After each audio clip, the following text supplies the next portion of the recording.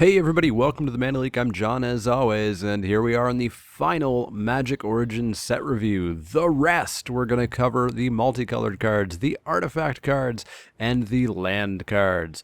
Quick disclaimer, this is a limited set review for draft and sealed only, not for constructed. Further disclaimers you should have already heard. You should probably have listened to the previous reviews before jumping into this one first, I would imagine. Quick note as well, I'm a little bit sick. I feel like maybe I caught a convention bug or something at Grand Prix Montreal, so good timing on the last set at least, but I may be a little bit less animated and a little bit more sickly sounding. But we're going to jump right on into the first gold card. We've got Blazing Hellhound. Blazing Hellhound is a 2 black-red creature elemental hound at uncommon for a 4/3. It says, pay 1 colorless mana, sacrifice another creature, so not itself, kind of important. Blazing Hellhound deals 1 damage to target creature or player.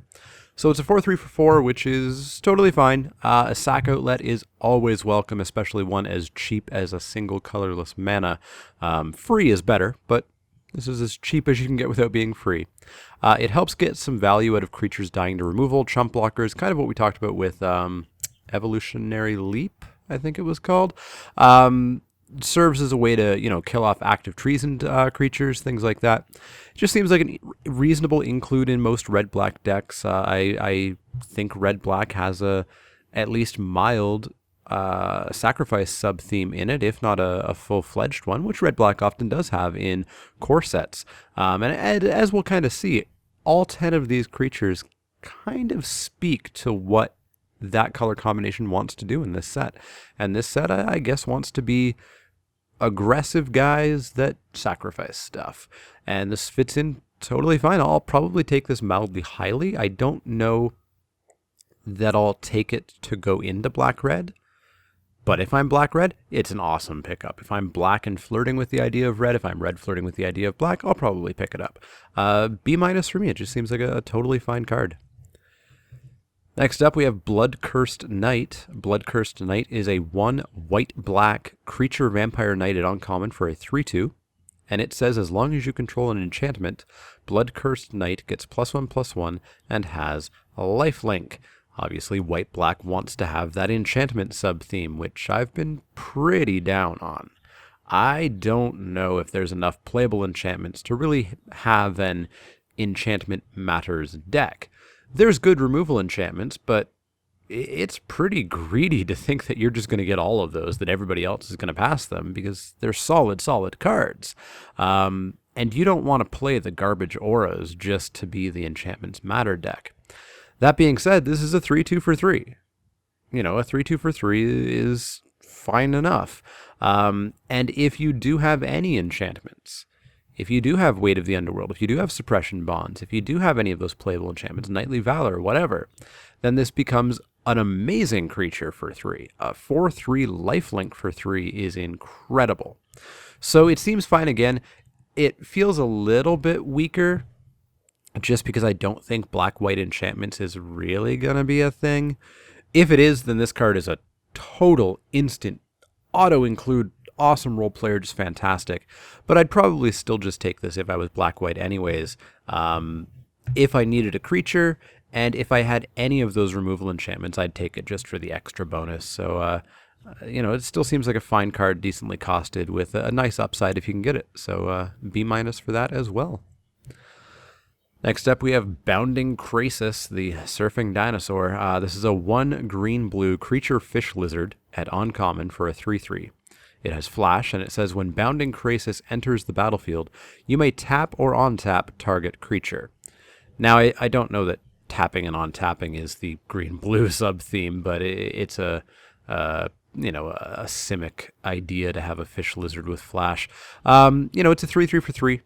Solid, right there, totally sold. Going in most decks where I need creatures. But it's got a pretty darn good upside in being a flash creature. So it can be a surprise blocker, which is awesome. It can be just end of the turn creature if you want to have an attacker for the next turn. And the ability is pretty decent. It can create a surprise block. You can untap your 5/5 and suddenly your opponent who thought they had a free attack or thought they had a good attack now is just going to lose a creature. Could enable a good attack. You know, you could cast this on your main phase, tap down their best blocker, and then be able to get in. Just a lot of utility in this guy. Very solid pickup again, I think. And I think raises the question of all these uncommons of, do you take these and go those colors, or do you wait to be in those colors and then take these? And that, I think, is going to be a really good question. I'm conservative, so I'm going to lean towards being green-blue and then taking Bounding Krasis. Or at the very least, being solidly one of those two colors and thinking about the other.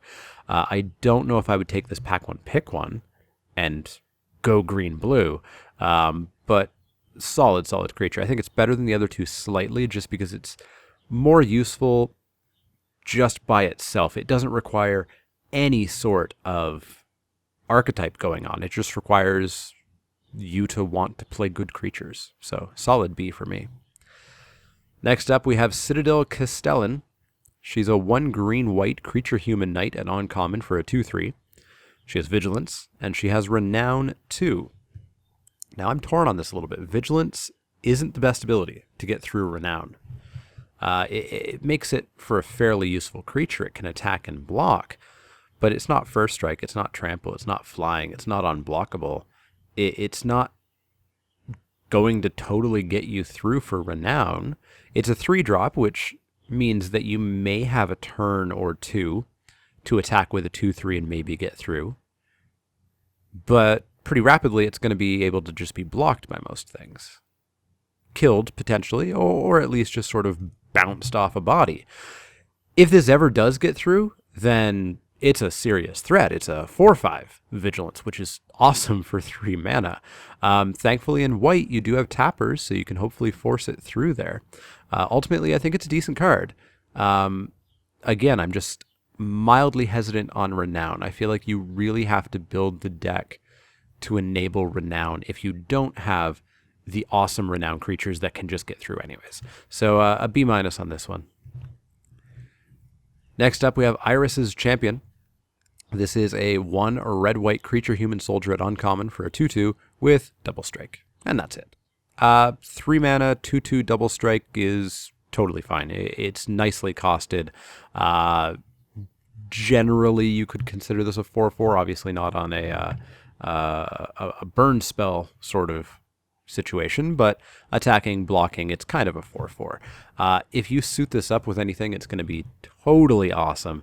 There's not a huge number of counter producers, +1/+1 counter producers really in the set, so you'd probably have to throw an aura on it, but still, you get an aura on this thing, and this thing's going to be crazy.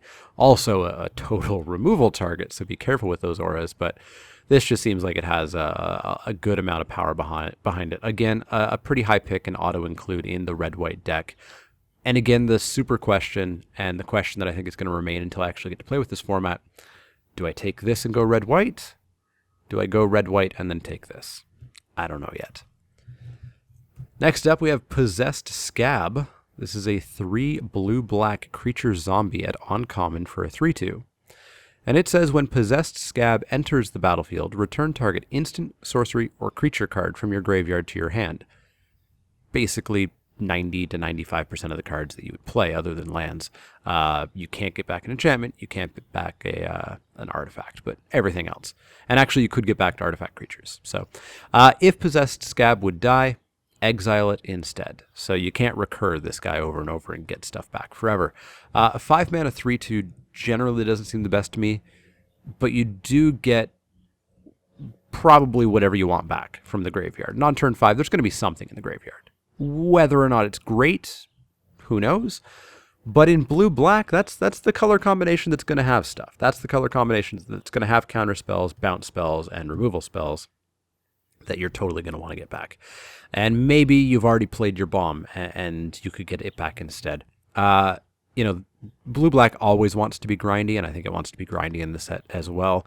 And this is a fantastic creature in a grindy deck just to recur that removal, recur that bounce, recur those counters. So again, seems like a fine include, and yet again a B-. It seems to be kind of the standard grade so far for these creatures. They all just seem totally decent and totally suited for their color combination. Next up, we have Reclusive Artificer. This is a 2 blue-red creature human artificer at uncommon for a 2/3. She has haste, and she says when a Reclusive Artificer enters the battlefield, you may have it deal damage to target creature equal to the number of artifacts you control. Every creature we've looked at so far has had a place in that color combination, even if you're not the archetype that it wants to be. Even if you're not black-red sacrifice, Blazing Hellhound is fine. Even if you're not black-white enchantments, Blood Curse Knight is okay. This just seems bad if it's not in blue-red artifacts and heavy artifacts. If you are, then this is an okay card. Potentially bordering on decent. If you're not, this card's bad. So ultimately, I'm going to go with a C- on this. Just sort of in a vacuum, opening a pack, what do I think about this card? I'm going to give it a C-. If you're in blue-red artifacts, if this is pack 2, if this is pack 3, and you're heavy into artifacts, then yeah, this becomes a much better pickup. But because it's not like Bounding Krasis, where it's just a solid card in that color combination, I can't give it that high of a grade. So I'm going to go with C-. And this one is one of the clear ones where you do not take this to go blue-red artifacts. You take this because you are blue-red artifacts. I think it would be a mistake to take this and then try to go into blue-red. Next up, we have Shaman of the Pack. This is a 1 black-green creature elf shaman at uncommon for a 3/2. She says, when Shaman of the Pack enters the battlefield, target opponent loses life equal to the number of elves you control. Well, we talked about this yesterday. It's a 3/2 for 3. Totally fine. Deals at least 1 damage because she's an elf herself. She'll see herself when she enters the battlefield. So that's fine. 3/2 for 3 that deals the damage when it comes to play. Fine. Awesome. But elf tribal, I don't think it's going to be super viable because the elves you want are at uncommon and rare. The common ones are all just kind of eh. If you can pull it off, if you first pick Dwynen and then you pick a couple of good uncommon ones, and then somehow second pack you get Gilt Leaf Winnower, then yeah, this thing becomes awesome. You can totally build Elf Tribal. But I think it's going to be difficult. So, I mean, this one at least is still a good creature. It's a 3/2 for 3 that deals damage. So I'm still going to go C+ on this. But kind of like the Artificer, it's really risky. I think you take this, if you have the plan of being Elf Tribal, if you do end up Elf Tribal in the draft, you take this after you've already made that decision and after you've already gone down that route with good cards. But unlike Artificer, you can also take this if you're green-black and have, 3 elves. You can totally take this and still be a decent card, so C+. Next up, we have Thunderclap Wyvern. This is a 2 white-black creature drake at uncommon. It has flash, it has flying, it's a 2/3, I feel like I already said a 2/3, but it's 2/3. And other creatures you control with flying get +1/+1. Yeah, this seems good. A Blue-White Skies Lord? Absolutely. Blue-White Skies is pretty often a really decent archetype in basically every draft format ever. Being able to give presumably a large chunk of your team +1/+1 just seems even better. Plus, you can flash it in for a surprise. Surprise anthems are awesome. This just seems like a really solid enabler for Blue-White Skies. As well, solid enough on its own. You're probably going to have at least a few flyers. Even if you're not Blue-White Skies, you probably have a number of flyers in your blue-white deck. So this is still just going to be an awesome card in a straightforward blue-white deck. And a totally good pickup for me. I'm going to go with a solid B on this as well. Finally, for gold cards, we have Zendikarincarnate. This is a 2 red-green creature elemental uncommon star 4. And the star is Zendikarincarnate's power is equal to the number of lands you control. So this seems decent enough. It's at least a 4/4 for 4, assuming you didn't, use a Leaf Gilder or a Honored Hierarch or something to cast this. It's going to be a 4/4 for 4. And then it just gets better from there. It becomes a 5/5, 6/4, 5/4, 6/4, 7/4. But it is still an X4, which is going to rein that rating in a little bit. It doesn't have trample, doesn't have first strike, doesn't have anything to, get that 9 damage through on turn 9 when you've hit every land drop. It's still chump blockable. It's still killable by 2/2/2s. So this guy, unfortunately, just seems fine. He doesn't seem amazing. He just seems fine. So, I'll go B- on him. I almost thought about C+, but I think he'll be fine enough in the red-green kind of ramp deck that you'll include him more often than not. And probably take him if you are in red-green, pack 2, pack 3, and you see this guy come around. So B- for him. So that's gold. B- is all around except for a couple of Bs and a couple of Cs, C- and C+. I like all these creatures. I like that they just kind of say, hey, this is what this color combination does in this format. Red-green cares about lands. Black-white cares about enchantments. Green-white cares about renown. That's really cool. I think that helps new players a lot. But as I said, I really don't know if you should take these and go into that archetype, or if you should be in that archetype and then take these. And I feel like the right answer is going to be in the archetype and then take these. I don't know if these are going to be first picks. I think you should probably pass on these first picks, stay open, and then take them when they wheel, or take them pack 2, pack 3. But yeah, they all look really interesting. I like the design on most of them, so yeah, that's gold. Let's move on to the artifacts. The artifacts that everybody has been talking about. People are just losing their mind over the blue-red artifacts deck. So let's see if there's enough artifacts to actually play to have the blue-red artifacts be a good kind of deck. First artifact we have is Alchemists Vile. This is a 2-mana, and everything of course is colorless, 2-mana artifact common. When Alchemist's Vile enters the battlefield, draw a card. So it replaces itself when you play it. Cool. Pay 1, tap it, sack it. Target creature can't attack or block this turn. There's too much setup for this. You have to put this card in your deck. You have to play this card. You have to pay a mana, tap it, sack it, just for 1 turn to get a creature to be unblockable or unattackable. It replaces itself, so maybe it's arguably fringe playable, but I don't want to put it in my deck. Briber's Purse wasn't really playable, and it was significantly more powerful than this. I don't see this faring any better. I see this just being, straight up D, maybe even D-. I won't go F, because, yeah, I see how it gets used, but D. And, I don't want to talk about every single artifact in this set about whether or not you should play it in the artifact deck. But this one is just not one that I would want to put in the artifact deck just to have an artifact. And I don't know if there's many that I would. You need to be in the artifact deck, and for the artifact deck to be viable, you need to have artifacts you want to play anyway. You want to have artifacts that you'll play in a green-white deck. You want to have artifacts that you'll play in a black-blue deck. You just want to happen to have them in a blue-red deck. Don't play bad artifacts just to enable blue-red. You will have a bad time. Next up, we have AlHamraRTS Archive. This is a 5-mana legendary artifact at Mythic. It says if you would gain life, you gain twice that much life instead. If you would draw a card, except the first one you draw in each of your draw steps, draw 2 cards instead. F. Total F. Don't play it. Don't play it. Don't play it. Don't take it. I think it's got some value behind it, so probably you'll take it. But don't take it in any sort of competitive environment. Sphinx's Revelation is not in this format, and that's clearly what this card was designed for, as well as, other, dozens upon dozens of effects in Magic's history. But it just doesn't work in this format. You don't want to waste a card slot on this. You don't want to waste 5 mana and a turn on this. Don't do it. Don't do it. Solid F.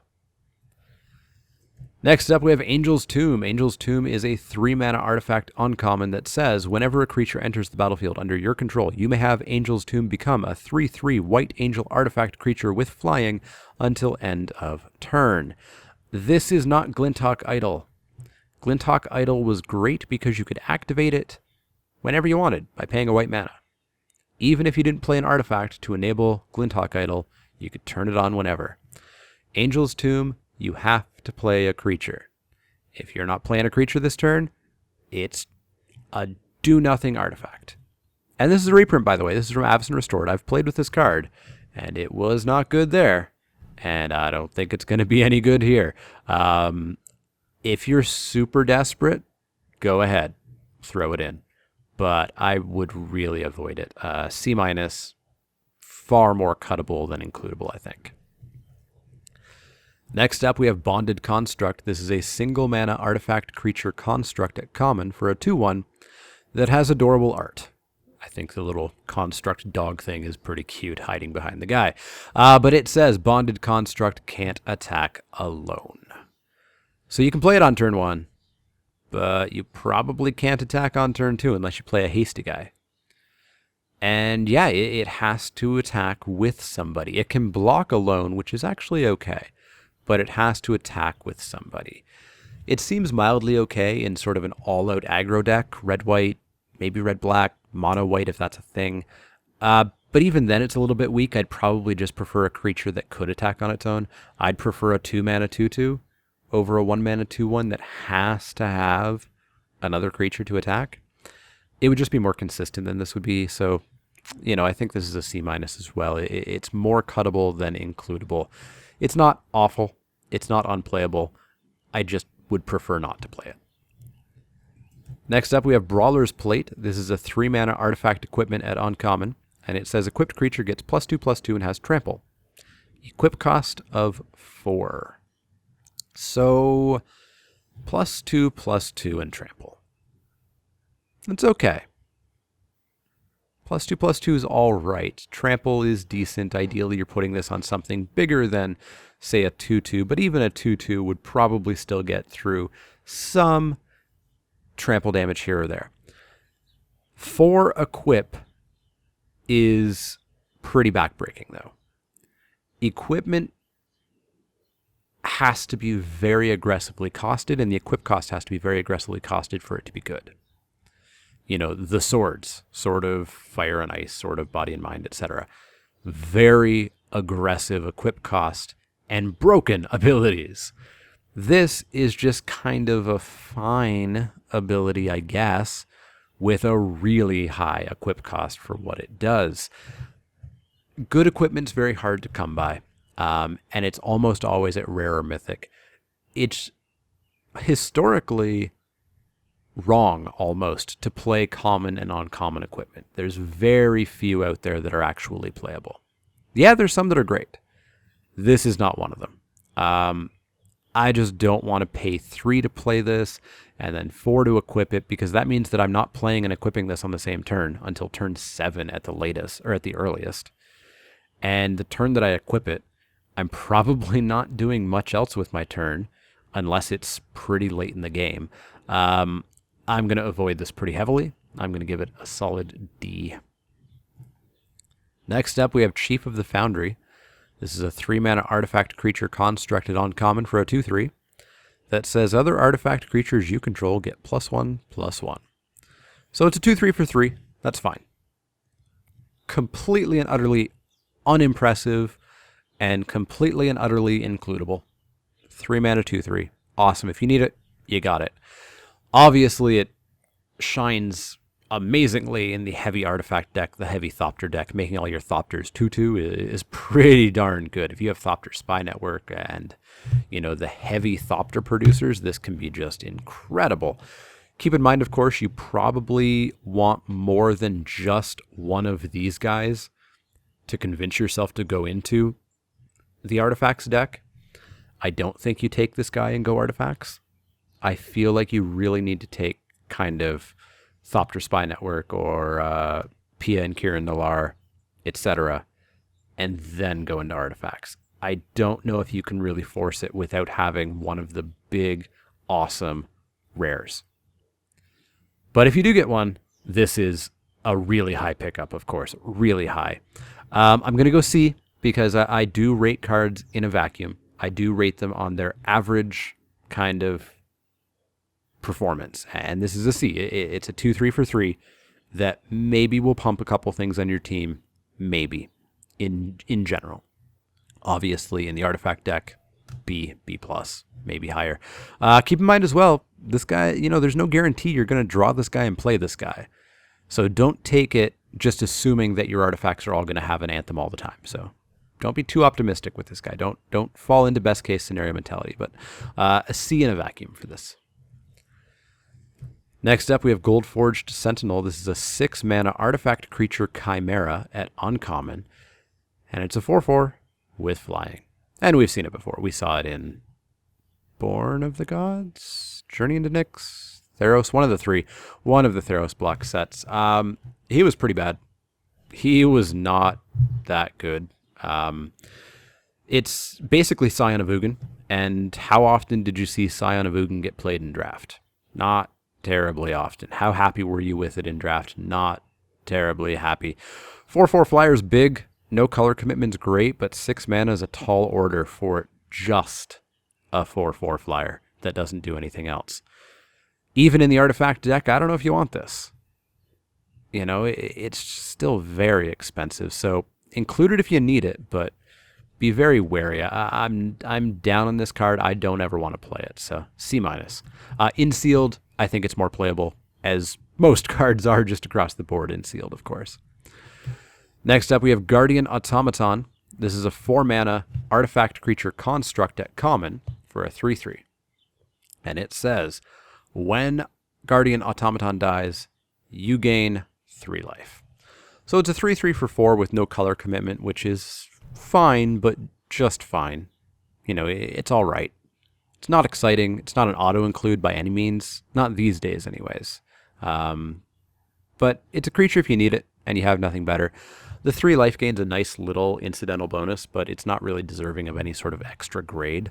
So I just go with a middle-of-the-road C.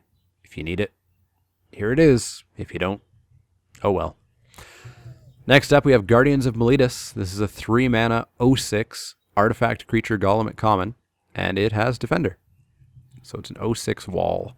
Sideboard material only, I think, against aggressive decks that your deck's too slow for.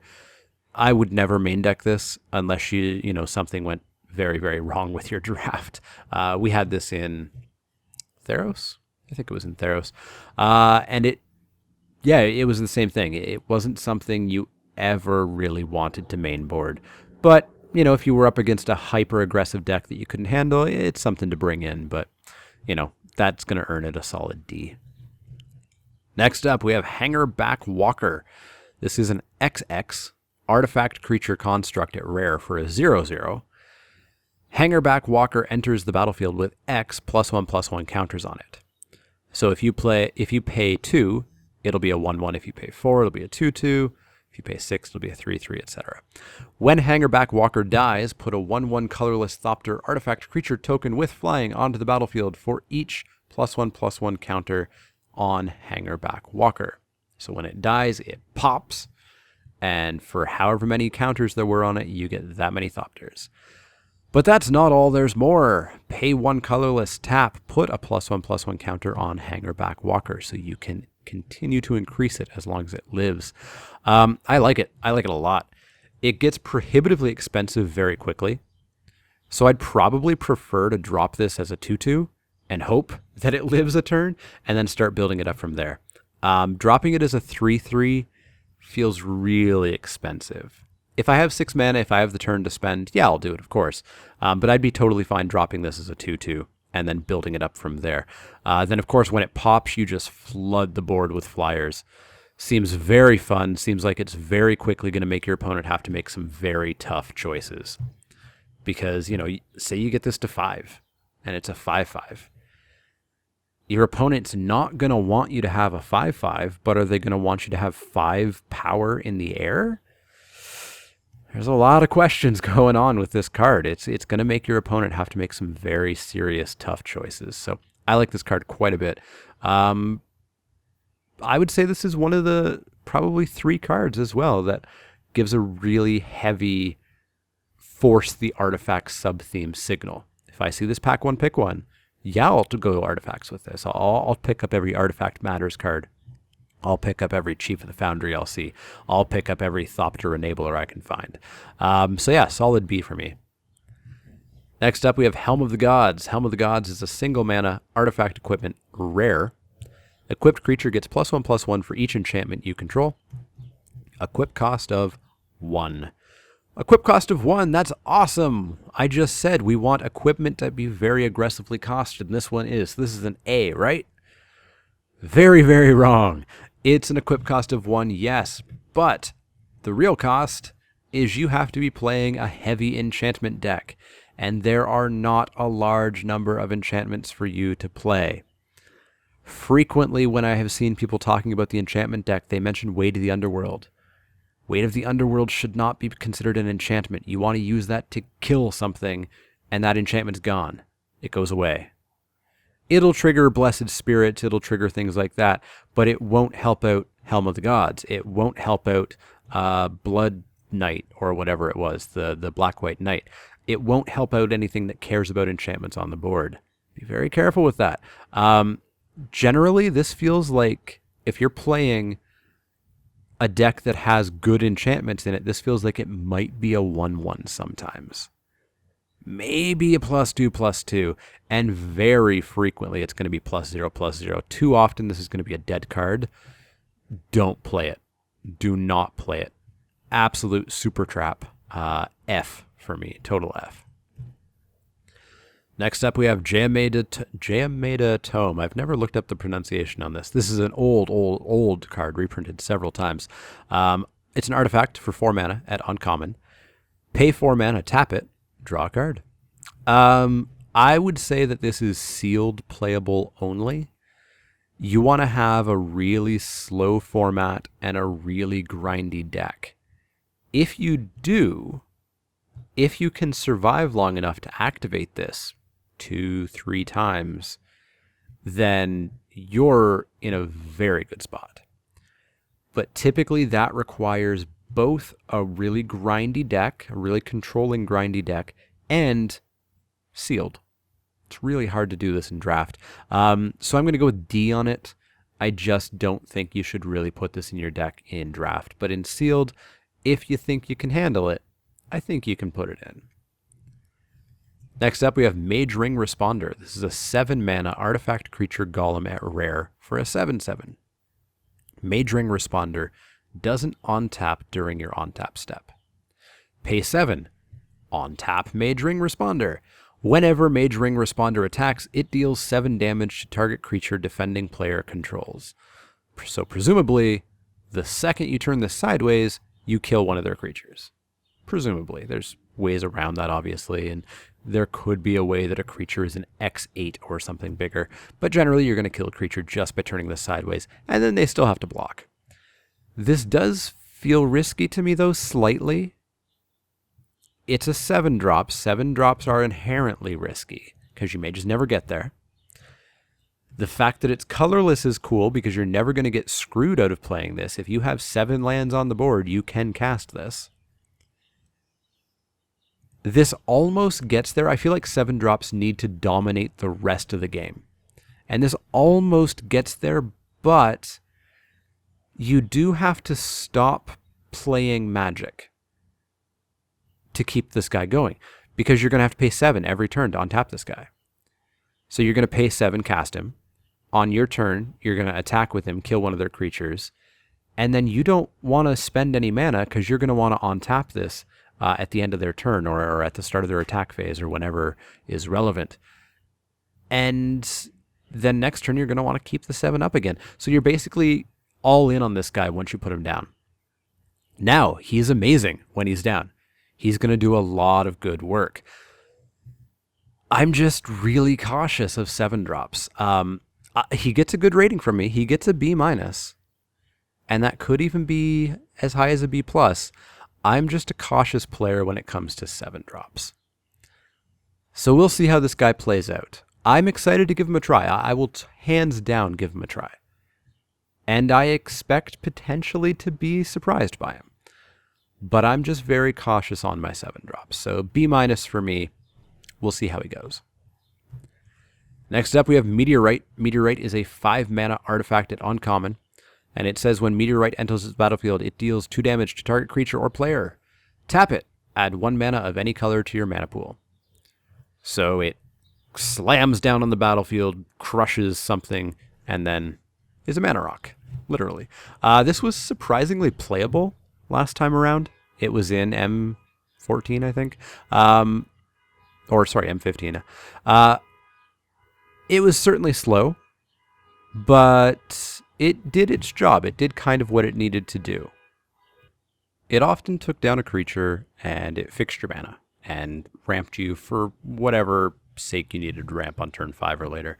It's not awesome. It's not even an auto include. It's not a high pick, but it's just kind of fine. Simple, solid, middle of the road C. If you need this kind of effect, if you need this kind of card, there it is, and it's a fine version of it. And if you don't, pass it to somebody else. So solid C. Next up, we have Orbs of Warding. This is a 5-mana artifact at rare that says you have hexproof. If a creature would deal damage to you, prevent 1 of that damage. Wow, this is bad. This is really bad. Think about how often somebody targets you with something in limited. Do you really want to waste 5 mana, a turn, and a card slot just on putting something down to prevent that? Even if I've seen something that targets me, I don't think I'd ever even sideboard this in. And the 1 damage prevention, I don't see that ever being super relevant. You know, yeah, if they attack me with 5 creatures, I prevent 5 damage, but I just don't see the value behind this. It's a good example for new players as well, that rare doesn't mean good. Rare sometimes just means complicated. Giving a player hexproof is something you'll never see at anything below rare. This has to be rare simply because of that ability. Yeah, this is a straight up F for me. I don't want this card ever. Next up, we have Prism Ring. I really want to see foil of this art. Looks like it could be a good foil. 1 mana, artifact, uncommon. As Prism Ring enters the battlefield, choose a color. Whenever you cast a spell of the chosen color, you gain 1 life. So way back when, not actually way back, just back when, we used to have a cycle of 5 artifacts that we would get. Dragon's Claw, the other ones I can't think of the name of, that would say whenever you play, or whenever you cast a red spell, gain a life. Whenever you cast a white spell, gain a life. They're kind of annoying to get because that's 5 slots just filled with cards that nobody's ever going to play. So here they've nicely consolidated it down to 1 card, and you build your own. You choose the color you want. Still totally worthless. Just like the ancestors of this card, totally worthless. Never ever play them. You know, I talk a bit about how incidental life gain is good. Additional life gain is good. Life gain is good tacked onto something else. And some people will look at this and they'll say, oh, well, this is incidental life gain. I play this card and then I just get a life here and a life there and a life here and a life there. But this is still a card that is dedicated purely to life gain. It does nothing else. It's not a body. It doesn't affect the board. It doesn't affect your opponent. It doesn't do anything but life gain. Never, ever worth including in your deck, ever. Don't take this card. Don't play this card. Solid, solid F. Next up, we have Pyromancer's Goggles. 5 mana, legendary artifact at Mythic. Tap Pyromancer's Goggles. Add red to your mana pool. When that mana is spent to cast a red instant or sorcery spell, copy that spell and you may choose new targets for the copy. That's awesome. That is super awesome and super meant for constructed. The amount of playable instant and sorceries that you would need in red would be basically unheard of in draft. Totally unheard of in in sealed, obviously heard of in constructed. Plus, if you had that many, it would really open you up to playing too few creatures, and you know this wouldn't come down until turn 5 at the earliest. Yeah, I'm out on this card for the format. It's a decent value pick, of course, but I'm just not sold on this doing too much in limited, so I've got to go with a C-. You can give it a go, but you know, at least you would first pick this and build around it, but I think even a built-around deck built around Pyromancer's Goggles would be fairly weak, so I've got to go with a C- on it. Next up, we have Ramroller. Ramroller is a 3-mana artifact creature juggernaut at uncommon for a 2/3. So it's a 3-mana 2/3. As we've said, that's fine. What does Ramroller do? Well, it must attack every single turn if able. But it does get +2/+0 as long as you control another artifact, so it could be a 4/3. This just seems kind of okayish. As we've said, a 2/3 for 3 is all right. Having to attack every turn is, I guess, all right, but not the best. 2/3s for 3s aren't typically your aggro deck creatures. They tend to be your mid-range creatures and sometimes even control-y creatures. So that's kind of a miss there. In the artifact deck, this obviously does get more powerful, but it does still die to the exact same things it would die to otherwise. It doesn't get a toughness boost. So I really don't know about this. I think it seems like a pickup only once you've already settled into artifacts. Definitely not a card you would take to go into artifacts. And even if I was in the artifact deck, I feel like there's just better stuff than this. So I'm going to go with a C- on it. We'll have to see how it plays out, but C- to begin. Next up, we have Runed Servitor, recently seen in Modern Masters 2. This is a 2-mana artifact creature constructed on common for a 2/2. 2/2 for 2. When Runed Servitor dies, each player draws a card. So it's kind of a neutral effect. It's a downside, your opponent draws a card, but it's an upside, you draw a card. So it's a net 0. Everybody got the same benefit. Everybody's in the same place. So I don't consider this to be a downside at all. So really, this is kind of like a vanilla 2/2 that accelerates the game a turn by giving everybody an extra draw. You know, it's just kind of a fine card. If you want a 2/2 for 2, go right ahead. If you feel like gambling on whether you can draw better than your opponent, go right ahead. If you have better creatures, don't include it. So stereotypical C for me. Obviously a little bit better in the artifact decks because it could be a 3/3. You could maybe use it other ways, but just kind of an okay creature otherwise. Next up, we have Sigil of Valor. This is a 2-mana artifact equipment at uncommon that says whenever equipped creature attacks alone, it gets +1/+1 until end of turn for each other creature you control. Equip 1. So basically it kind of gives your entire team Exalted, sort of. It's got a really low equip cost, which is nice, but I'm not sold on this equipment either. It does nothing on defense. The nice thing about, let's say, Bone Splitter, which I think is +2/+0 with 1 equip, is, yeah, that's an awesome aggressive artifact. But it's also good on defense. I can throw that on a blocker and make my blocker suddenly way more intimidating. This does nothing on defense. Plus, it requires you to have a decent-sized board to be good. You know, you want to have 3, 4, 5 creatures on the board. And if I have 3, 4, 5 creatures on the board, why am I attacking with 1? Why would I want to attack with 1? Why would I not want to attack with all of them? The only case would be if I was in a complete board stall. Ugh, I don't like this card. I feel like it reads very well. I feel like a lot of people will read this card and they'll go, whoa, I want this card now. And they'll take it and they'll play it. And I don't think it's going to play out well.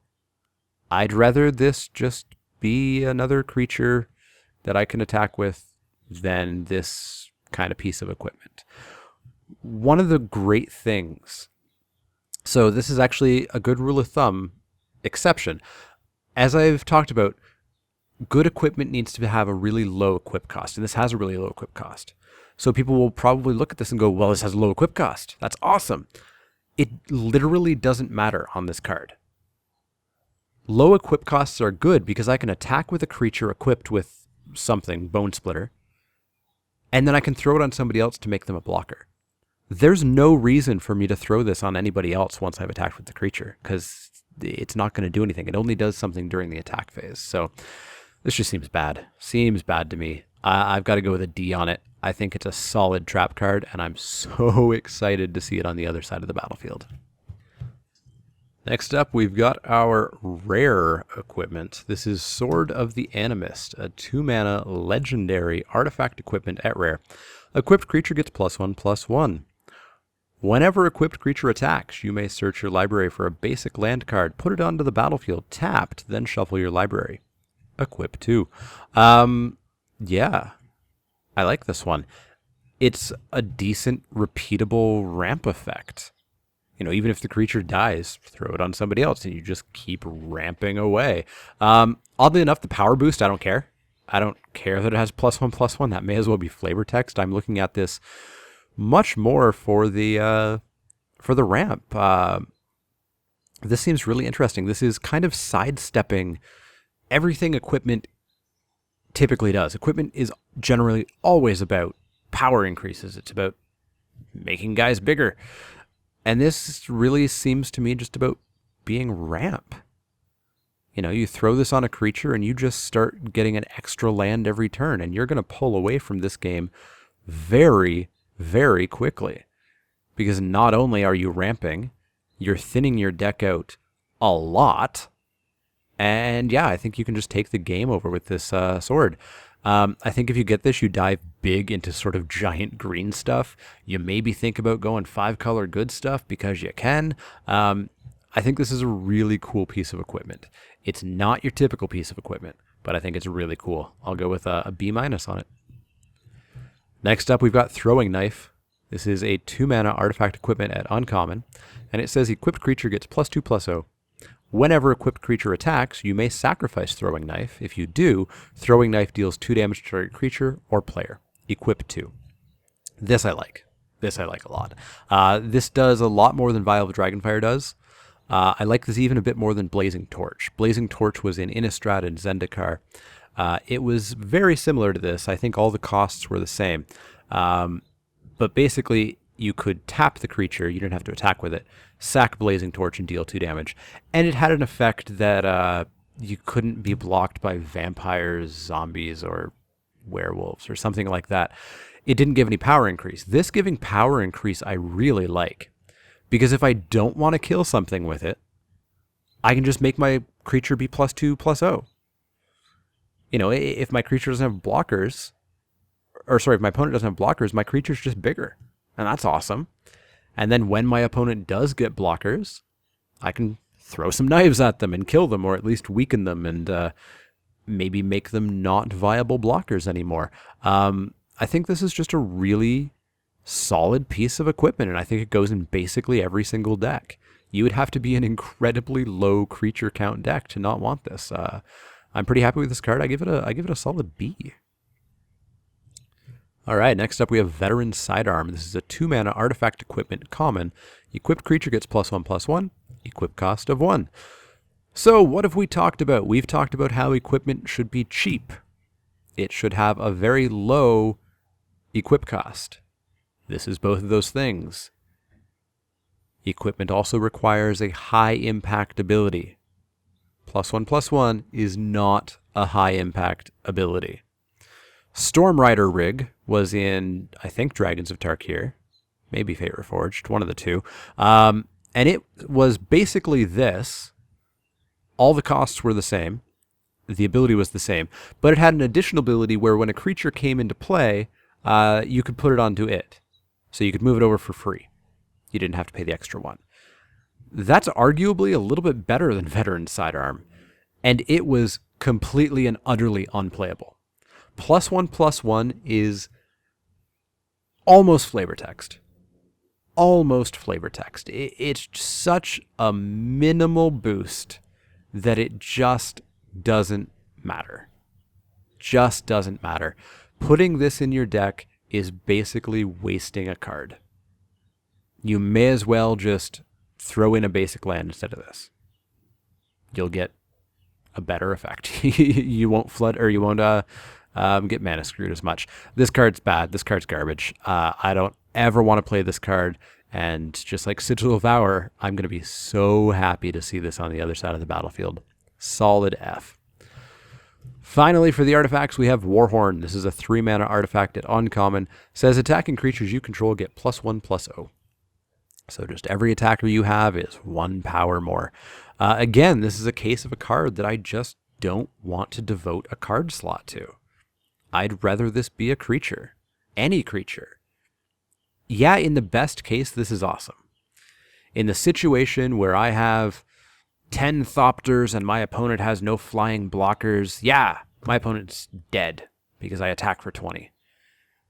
That's never going to happen. That's going to happen like once to one person around the world in the 2 months that we're going to be playing Magic Origins in Draft.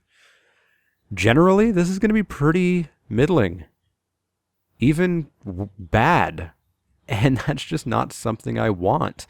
I'm going to avoid this card like the plague. I give it a D.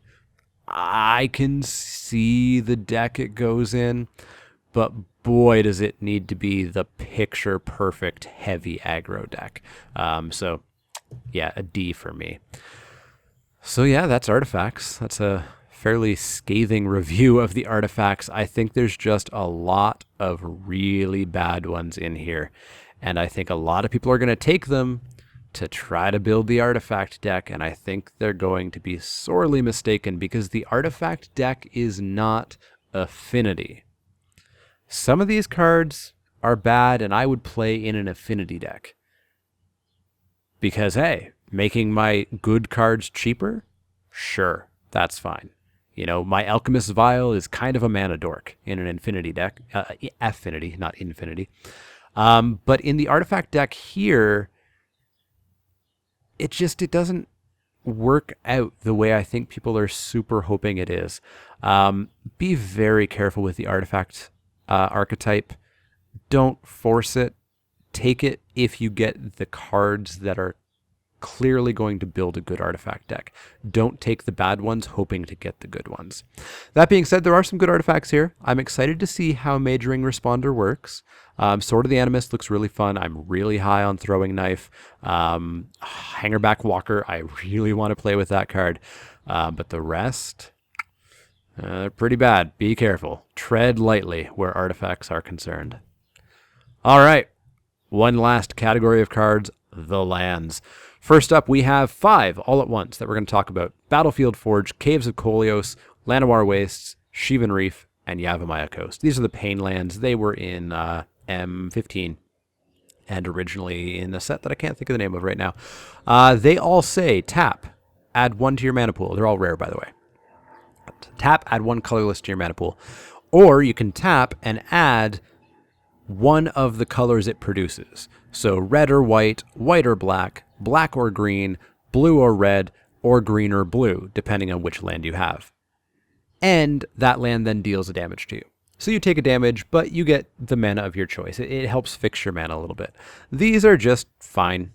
They're good mana fixing if that's what you need. Maybe it helps you with a splash. Otherwise, you know, A C+ is kind of where these fall into. Maybe even just a C. They're nothing splashy. They're nothing exciting. They're just there if you need them.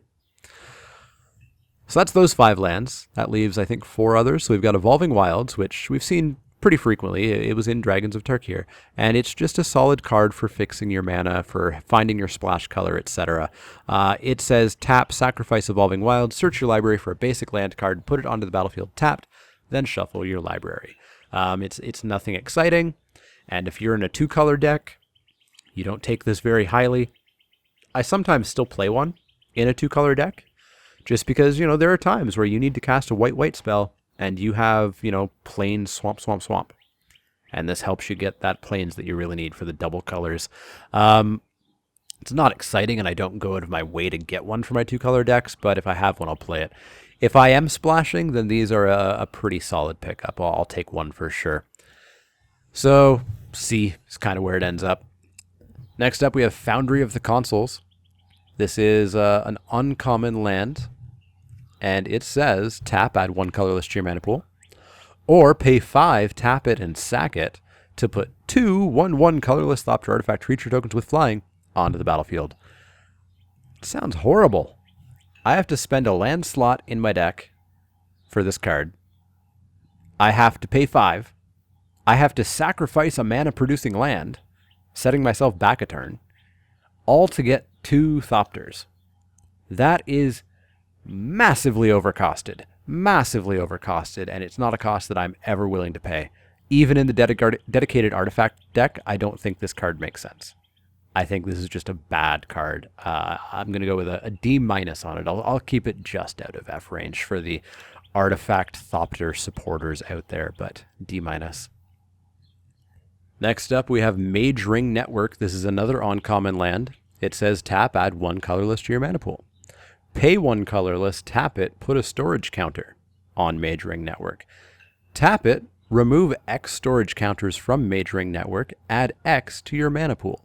So basically you can store mana here. If you didn't use up all your mana on a turn, which you should have, mana efficiency is a thing. But if you didn't, you can throw a mana into here and save it up for a rainy day. I'm not super excited by this. In this kind of core set format, I would just kind of prefer to have a basic land. You know, make sure I have my colors.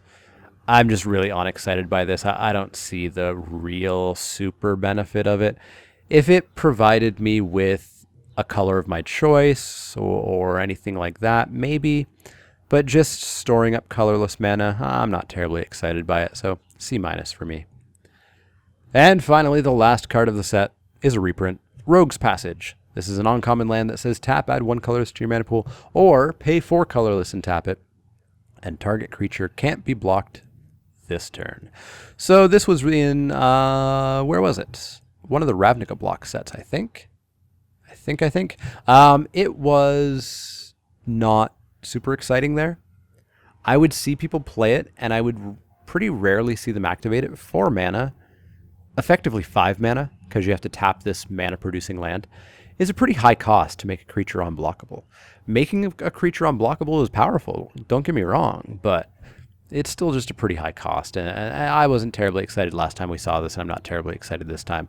I'm going to go with a C- with it as well. So yeah, that's the lands. Not much to say there really at all. Lands are lands. There's nothing amazing or exciting going on here. And that's the set. That is Magic Origins reviewed. So I want to do kind of a quick, very quick overview of this set. As I said in my disclaimers in my first few videos, I haven't played the set yet. I don't know how it's going to shake out. So I have some sort of unanswered questions that are what I'm really going to be looking for in the first week or two of this set. Question number 1, how fast or slow is this format? How fast or how slow this format is going to change the ratings on a lot of cards. It could be that 7-drops are totally playable. Every game you're going to be able to play a 7-drop. It could be that 7-drops are unplayable. Putting a 7-drop in your deck means that you have just wasted a card slot because you're not going to get there. Or it could be somewhere in between. And that'll be interesting to see because there are some pretty high power 7-drops in this set. And whether or not you can confidently play them is going to be a pretty big question. My next question, as everybody knows, is Renown. How confidently can you activate Renown? How confidently are you going to get through with a creature with Renown? As I said, if they have a good evasive ability, I think you can probably count on it. Like 60 to 80% of the time, count on it. If they don't, if they have vigilance, if they have nothing, you really need to have a deck built around it to activate it. You need to have tappers, you need to have unblockable, you need to have something like that going on. And so that'll be interesting to see. Similar, spell mastery, I'm super curious how frequently that's going to be on. How many spells, how many non-creature spells, instant or sorceries, actually, it doesn't count enchantments or anything like that. How many instant or sorceries do you have to play to reliably activate spell mastery? And if that becomes a question, if spell mastery does become questionable, you do have to start rating spell mastery cards as though they didn't have spell mastery and consider spell mastery a nice bonus sometimes. So that's another thing to keep an eye out. And the final thing you want to keep an eye out, of course, is the baked-in archetypes, as I said. Black-white enchantment, blue-red Thopters, and green-white Renown. And also black-green elves, actually. Are they good? Are they viable? I'm going to have to see how each one plays out. As I said, I'm pretty out on black-green elves. I'm pretty out on black-white enchantments. Blue-red Thopters, I think if you open the amazing rares, I think it'll be a really good deck. If you don't, and you try to force it, I think you're going to be pretty sad. I think in this format, especially for the first few weeks, the best thing you can do is build good 2-color decks.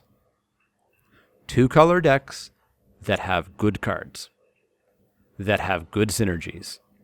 You can have a blue-red deck that isn't the Thopter deck. You can have a black-green deck that isn't the Elf deck. Don't marry yourself to those archetypes just because that's what sort of the poster child archetype of those color combinations are. Try to just build good decks. And I think for the first few weeks, you will just steamroll over people who are forcing these baked-in archetypes and ending up with mediocre versions of them. So pre-release is this weekend. So everybody often wants to know, what am I going for pre-release? We've done a pre-registration at my local game store where we've all paid, and we're basically going to get to pick our color in order, and I'm 19th. So I may not get the color that I want, but I am going to go with white as my first choice, because I do like to be aggressive in sealed, because I think a lot of people get a little bit cute, they get a little bit long game in sealed, and I like to take advantage of that. So I want to go white, and I want to, be super aggressive. I want to play all those 2-drops and all those white weenie creatures. If I can't get white, I'm looking to go red, because red seems super, super, super powerful with all the burn and all the good stuff like that. So white or red is where I'm looking to go. I don't think I'll have to get to my third choice. My third choice would probably be green, followed by black, and then blue at the bottom, because I think blue's just not that good in this set. I think it's going to be more of a support color.